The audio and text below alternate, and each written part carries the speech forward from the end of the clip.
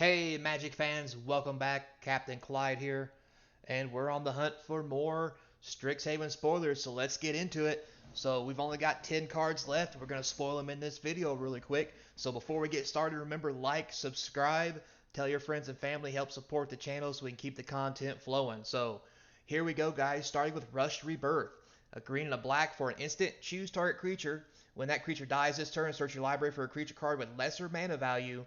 Put it onto the battlefield, tapped, then shuffle.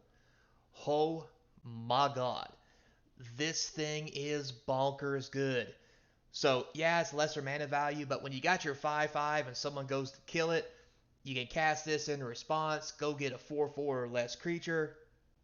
I think this has got lots and lots of legs, especially in creature combat decks. If you're getting into a creature fight and you're going to sacrifice your creature to kill theirs, what better thing to do than to go get a creature that's almost just as powerful and put it directly onto the battlefield? Also, with other spoilers that we've seen, there's cards that cost 4. There's that 7/6 for 4 mana that when it dies, the opponent discards a card, you draw a card, and you gain 2 life.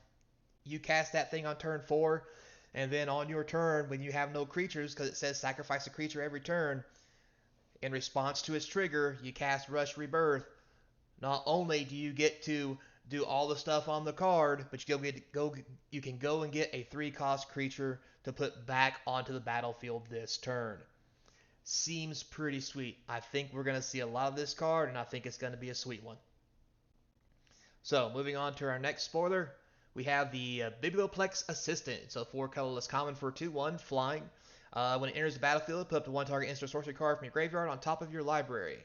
Nothing special here. It is a common, so we can't expect a whole lot. Definitely will see some draft play, but nothing here in standard. So moving on to our next card, we have the Spectre of Fins. A black and 3 colorless for a 2/3. It flies. For a black and 5, 6 mana. Target opponent loses 2 life, you gain 2 life. Again, nothing that Standard is ever going to see or any other format, but definitely a draft golden card. This is the kind of card in draft that can get in a couple chip shots in the air, and then once you get to 6 mana late game, really start keeping you alive while still damaging your opponent. So sweet draft card here. Move on to our next one. We have the Wormhole Serpent. It's a blue and 4 colorless for a 3/5. It's uncommon. Target creature can't be blocked this turn. Definitely not going to see standard play for 5 mana. There's a lot of better things you could be doing. This could be a thing in draft just because the 4 mana evasion, it says target creature, so it could be this creature, it could be another creature. This thing seems pretty sweet for draft, but for 5 mana, it might be too much. But when you're looking at blue, you don't have a lot of options for good creatures, so this could be a thing. So move on to our next card. We have the Vortex Runner, blue and 2 colors for a 2/3. It's good rate for blue. As long as you control 8 or more lands, the runner gets +1/+0 and can't be blocked. Wow. So this is good, sweet card for the beginning of the game, especially in draft. You get a 2/3 for 3, which isn't terrible. If you get to 8 or more, it becomes a 3/3. It can't be blocked and can literally win you the game because it has nothing but evasion. So great draft card. Nothing is going to be seen in standard though. So now we have, it's a snow day at school, guys. So 2 blue, 4 colorless for an instant. Tap up to 2 target creatures. Those creatures don't untap. Typical blue thing. Then it says you also get to draw 2 cards and then discard 2 cards. Again, I don't think this is going to be a standard thing unless the creature environment's really heavy. But even with that, I think there's better blue cards to deal with that in standard. In draft, this is going to be a powerhouse. You draw 2 cards, discard 1, tap 2 creatures down for 2 whole turns. Yeah, in draft, this is the kind of thing blue wants to be doing. So we'll move on to our next card. We have Divide by Zero. It's a blue and 2 colorless instant. Return target spell or permanent with mana value 1 or greater to its owner's hand and learn. So I think this is going to be a good card in the draft environment. I don't think it's going to be a good card in standard or anything else because 1 or less mana value is not a thing really. But in draft, there's so much token generation that this is basically a blue kill card. Because tokens are, 0 mana, they can't go to your hand, so you can kill them in an instant. So this, I think, will be a great draft card. Plus, it has Learn, so you can go fetch another card from outside the game. So I think this is going to be a blue powerhouse for draft. As we move on to our next one, we have the Stonerise Spirit, blue and a white for a 1/2. Flying, 4 colorless, exile a card from your graveyard. Target creature gains flying to the end of turn. Again, nothing standard is going to see.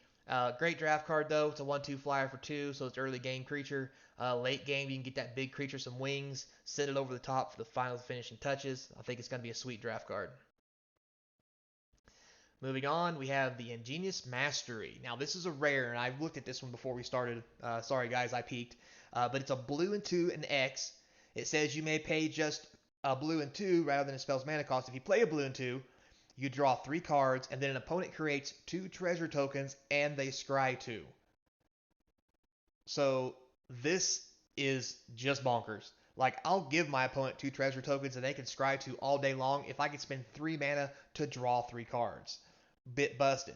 But the kicker here, guys, is even late game. If you don't pay that cost and you pay for the X, you draw X cards. The only thing holding this thing back from being a mythic worth like $100 is it's a sorcery. But I still think this might be a thing, especially in those decks that generate lots of treasure tokens because they have all that extra mana, and this is definitely something to do with that mana. You commander players, EDH, singleton players of all kinds, this is going to be your boy, and I can hear you talking about in the background already. Expect foils of this card to be rather expensive. So moving on, that's the last card. Guys, thanks a lot for coming up today and hanging out with me. Really do appreciate it. It's a real quick video. It looks like it's only 6 minutes because there's only 10 cards left, and now Strixhaven is fully revealed. So, with that said, down in the comments below, what cards do you like? What cards do you want to talk about? Let me know and we'll have some more videos. Coming up are videos on the cards I think will have the most impact on Standard, Modern, and maybe even Legacy if I think there's any there. And we're also going to start opening boxes again. That's right, I've got 6 boxes of Commander Legends draft boxes. That's going to be fun. We're going to get us an EV, see what a whole case of Commander Legends looks like when you open it. Should be a great time, and boy, can I not wait. Also coming up, got some more info and more news on your way. So remember, guys, get out there to your local LGS, play with your friends, play with your family, have a good time, and as always, until next time, stay kind.